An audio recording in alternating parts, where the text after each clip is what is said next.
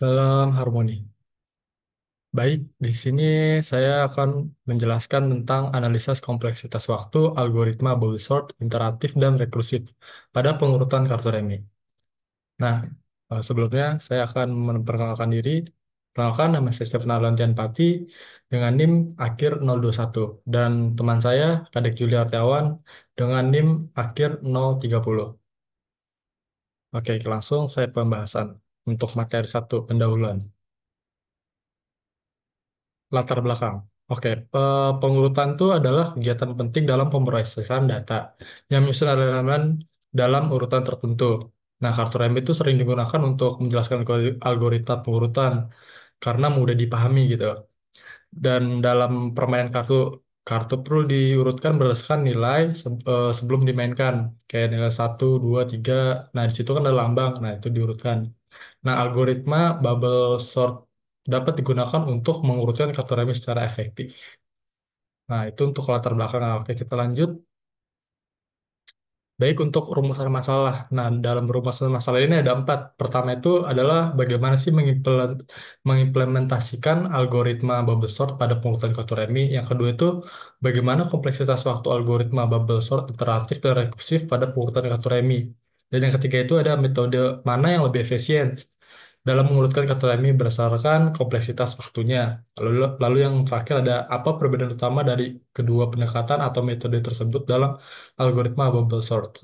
Oke, kita masuk ke batasan masalah. Batasan masalah ini tuh kita fokus terhadap analisa kompleksitas waktu algoritma bubble sort, iteratif, dan rekursif pada pengurutan kategori saja. Lalu tidak mempertimbangkan faktor lain yang dapat mempengaruhi kinerja algoritma seperti ukuran memori dan jenis data. Lalu yang ketiga ada implementasi algoritma bubble sort, iteratif, dan rekursif akan dilakukan dalam bahasa pemrograman Python. Lalu yang keempat, pengujian algoritma akan dilakukan pada berbagai kasus input dengan ukuran kartu remi yang terbatas. Dan yang terakhir ada kompleksitas waktu akan diukur dan dianalisis menggunakan notasi Big O dengan fokus pada kasus tersebut. Nah, tujuannya itu apa sih? Tujuannya itu memberikan wawasan atau pengetahuan yang lebih luas tentang penggunaan atau menggunakan metode dalam pengurutan data yang relevan gitu. Lalu mengetahui cara implementasi algoritma bubble sort pada kartu remi. Lalu yang ketiga ada menganalisis kompleksitas waktu bubble sort iteratif dan rekursif. Dan yang keempat membandingkan efisiensi dari kedua metode yang kita gunakan yaitu iteratif dan rekursif. Nah, itu kompleksitas waktunya itu berapa gitu. Lalu yang selanjutnya adalah materi 2 landasan teori. Nah, di landasan teori itu ada algoritma sorting. Apa sih algoritma sorting? Jadi algoritma sorting itu adalah atau bisa disebut juga algoritma pengurutan. Nah, merupakan prosedur sistematis yang digunakan untuk menyusun elemen-elemen dalam sebuah kumpulan data, seperti array dalam urutan tertentu, baik itu dalam urutan menaik, yaitu ascending, atau menurun, descending.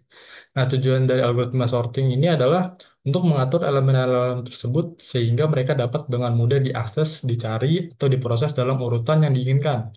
Nah, salah satunya contoh algoritma sorting adalah bubble sort yang akan kita gunakan.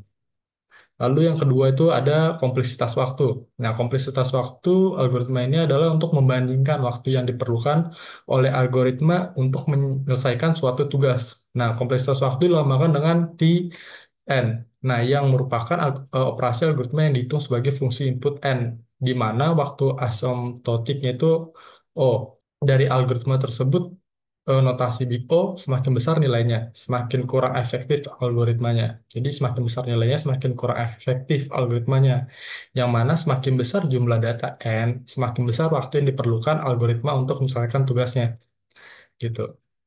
Lalu yang selanjutnya, bubble sort. Nah, bubble sort ini merupakan salah satu algoritma pengurutan dasar yang digunakan untuk menyusun elemen-elemen dalam sebuah array atau daftar. Nah, algoritma ini bekerja dengan membandingkan pasangan elemen berurutan dan menukar mereka jika mereka berada dalam urutan yang salah. Nah, kompleksitas waktu untuk kasus rata-rata average case dan kasus terburuk worst case pada bubble sort adalah O n pangkat 2. Oke, lanjut. Nah, ini yang terakhir adalah kartu remi. Kartu remi itu yang bakal kita gunakan untuk pengurutan atau disebut juga kartu bridge. Nah, jadi dalam kartu ini tuh udah sering kita gunakan pasti atau kita mainkan. Terdiri dari 54 kartu yang terdiri dari 52 kartu itu standar dan dua itu kartu tambahan yaitu joker hitam dan merah. Dan kartu ini memiliki 4 lambang atau jenis yang berbeda yaitu klub keriting 13 kartu berwarna hitam. Spade, Cup 13 kartu berwarna hitam. Lalu Heart itu hati 13 kartu berwarna merah. Dan Diamond atau Wajik 13 kartu berwarna merah. Nah, selanjutnya akan dilanjutkan oleh teman saya. Materi yang selanjutnya yaitu materi ketiga yaitu metode. Nah, pada metode ini kami menggunakan dua metode pendekatan yaitu iteratif dan rekursif. Iteratif itu perulangan melalui array dan rekursif itu pemanggilan fungsi yang sama secara berulang kali. Kemudian pada pemecahan masalah, di sini kami menggunakan 5 tahapan, yaitu yang pertama tahapan studi literatur, yaitu berisi masalah yang kami angkat, kemudian implementasi dari pseudocode yang kami buat ke dalam pemrograman Python. Kemudian uji coba dari program yang kami buat, kemudian yang keempat itu menganalisis hasil uji coba kami, dan kompleksitas waktu yang diperoleh, kemudian 5 evaluasi, yang isinya evaluasi dari tahapan-tahapan sebelumnya. Kemudian materi yang keempat yaitu pembahasan. Nah, yang pertama yaitu implementasi bubble sort, di mana seperti yang dijelaskan oleh rekan saya sebelumnya pada landasan teori, bubble sort itu apa? Jadi di sini saya tidak menjelaskan lagi. Nah, di sini bisa dilihat pada gambar bahwa terdapat 5 kartu acak. Nah, di sini kami mengurutkan kartu remi ini berdasarkan dua hal, yaitu dari jenis kartu dan juga urutan kartunya. Urutan kartu atau ukuran kartunya. Nah, bisa dilihat bubble sort kan dicek satu-satu, ada yang tidak terurut di balik yang terus menerus. Nah, dari kartu berikut yaitu dari 5 dilakukan bubble sort. Nah, hasilnya akan seperti ini. Itu akan sudah sesuai dengan jenis kartu dan juga ukuran kartunya. Kemudian analisis hasil percobaan. Nah, di sini kami lakukan percobaan dengan 9 buah data, yaitu data terkecilnya itu 100 dan data terbesarnya itu 1000. Dan bisa dilihat pada grafik berikut ini merupakan perbandingan dari kedua metode tersebut dari segi waktu eksekusi program. Nah, bisa dilihat bahwa yang biru ini, garis biru ini adalah metode iteratif dan yang rekursif merupakan garis kuning. Kemudian bisa dilihat pada gambar berikut ini, pada grafik ini, dimulai dari data 100 hingga 200 ini memiliki waktu eksekusi yang hampir sama. Ini berarti kita hampir sama. Kemudian dari dimulai 200 hingga 1000 ini mengalami perbedaan yang cukup signifikan. Nah, dari grafik ini diperoleh bahwa metode rekursif ini memiliki waktu eksekusi yang lebih cepat dibandingkan dengan iteratif. Nah, kemudian analisis kompleksitas waktu. Di sini saya tidak akan menjelaskan secara lengkap. Di sini saya akan jelaskan secara singkat karena keterbatasan waktu. Nah, di sini pada bubble sort iteratif ini basic operasinya itu diperoleh dari pseudocode. Kemudian basic operasinya itu adalah sebuah perbandingan.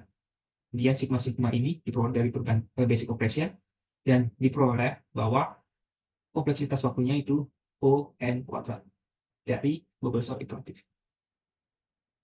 Kemudian analisis kompleksitas waktu rekursif.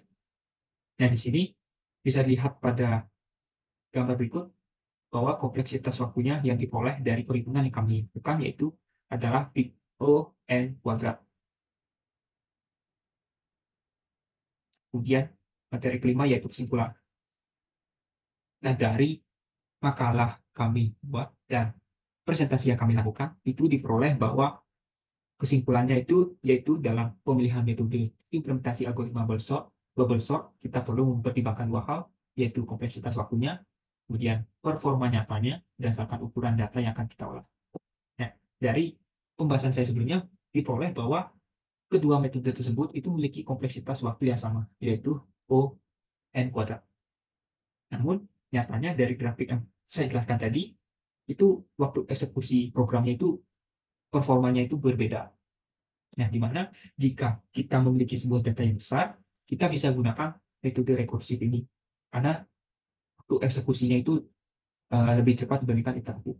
Kemudian sebaliknya, jika datanya itu kecil, itu bisa kita gunakan metode iteratif ataupun kita bisa gunakan metode rekursif. Nah, cukup sekian dari pembahasan kami. Mohon maaf jika terdapat kesalahan yang disengaja ataupun tidak disengaja.